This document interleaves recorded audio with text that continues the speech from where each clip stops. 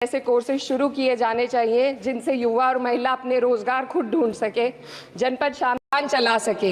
लेकिन आज उन्हीं हकों पर हर तरफ से चोट की जा रही है।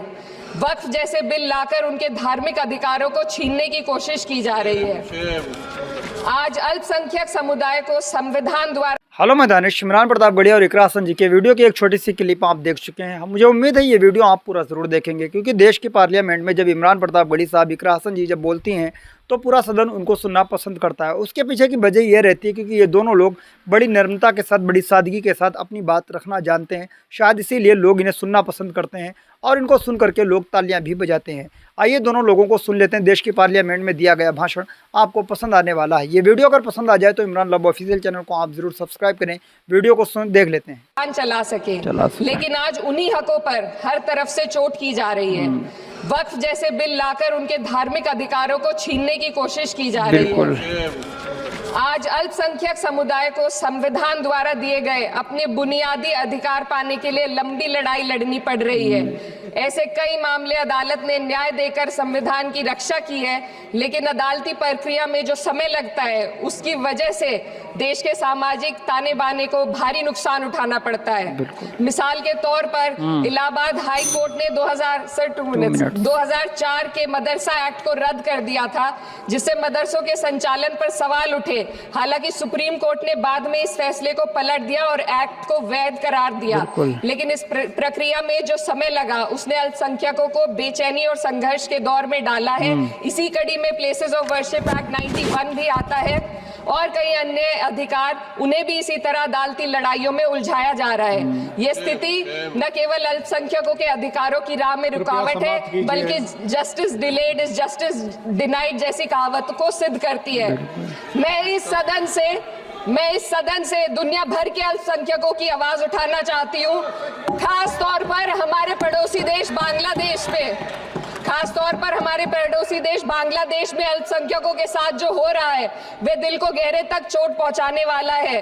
उनकी जान माल की हत्या की जा। खेलते बच्चे जान गंवा रहे हैं, कभी क्रिकेट के मैदान में, कभी जिम में, और इस सरकार के पास स्वास्थ्य पर बात करने के लिए आधा मिनट। अफसोस। सभापति महोदय, कोविड वैक्सीन को लेकर के लंदन की अदालत से जो तथ्य देश के सामने आए हैं, उन्होंने भय फैला रखा है। कांग्रेस की सरकारों ने भी चेचक, पोलियो और प्लेग जैसी महामारियों के टीके लगवाए, लेकिन न तो कभी सर्टिफिकेट पर अपना फोटो छपवाया और न कभी उसके नाम पर वोट मांगे। कांग्रेस की सरकारों ने यह किया है, लेकिन इन सरकारों ने क्या किया है, मोदी जी ने क्या किया है कि राजनीतिक दलों को तोड़ा और तोड़ करके चुनाव लड़े, और चुनाव लड़ने के बाद भी आशातीत सफलता प्राप्त नहीं हुई है। सभापति महोदय, अंतिम 1 मिनट आपसे लूंगा। मुझसे बहुत सारे आधा minute please. 1 minute sir. You have made a speech, you know what you have did. अंत में सभापति महोदय, मैं अंत में यही कहना चाहता हूं कि चुनाव समाप्त हो चुके हैं, सरकार बन चुकी है, लेकिन मुझे इस देश के प्रधानमंत्री जी से यह कहना है कि आप नारे लगाते थे सबका साथ सबका विकास। चुनाव अंतिम बात सर की, ये झूठी सच्ची अदाकारी। अंतिम बात शेर सुना दो। अंतिम बात, time is over, you can't follow time also, take your seat now. रिश्ता नहीं, मिडिल क्लास तो आपसे कह रहा है कि मोहब्बत, भाईचारे के दीवाने दिन ही लौटा दो, वो सस्ती दाल सब्जी के सुहाने दिन ही लौटा दो। ये अच्छे दिन तो अंबानी अडानी को मुबारक हो, हमें ऐसा करो साहब, पुराने दिन ही लौटा दो। वो पुराने दिन जो बहुत अच्छे थे, वो पुराने दिन जहां लोग एक दूसरे से मिल। Mughal history is continuously distorted and erased, but notably Darwin's theory was removed from the class 9 and 10 syllabuses by the 21-22 academic year, and the topic of evolution was completely excised from school textbooks.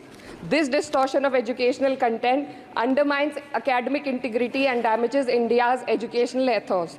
Ma'am, when we are competing for in the world with first class countries, we also need to look into why our students need coaching in spite of having schools and higher education and those funded by the government.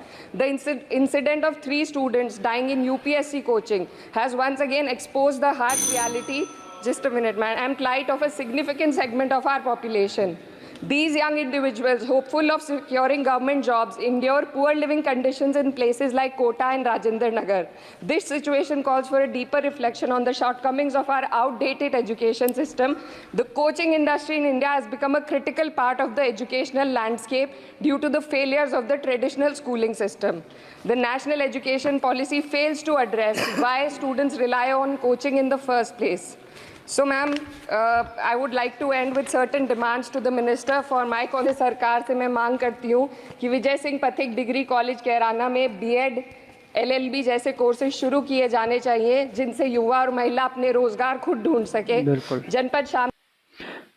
दोस्तों, इस video को देख करके आप क्या कहना चाहेंगे? इकरा हसन जी और इमरान प्रतापगढ़ी जी जब अपनी आवाज़ पार्लियामेंट में जब ओपन करती हैं या बोलते हैं, ये जब दोनों लोग, तो पूरा सदन बड़े प्यार से, बड़ी खामोशी के साथ इन्हें सुनता है। इमरान प्रतापगढ़ी साहब जब बोलते हैं तो अपने भाषण के बीच में उठाए गए मुद्दों के बीच में अपनी शायरी कहते हैं, तो पूरा सदन सुन करके तालियां भी बजाता है। यहाँ तक सभापति महोदय भी सुन करके तालियां बजाने लगते हैं, मतलब तालियां नहीं बजाते, मतलब मुस्कुराते हैं। तो क्या कहना चाहेंगे इस वीडियो को देख करके? मिलते हैं किसी और वीडियो के साथ। दुआओं में याद रखना। जय हिंद।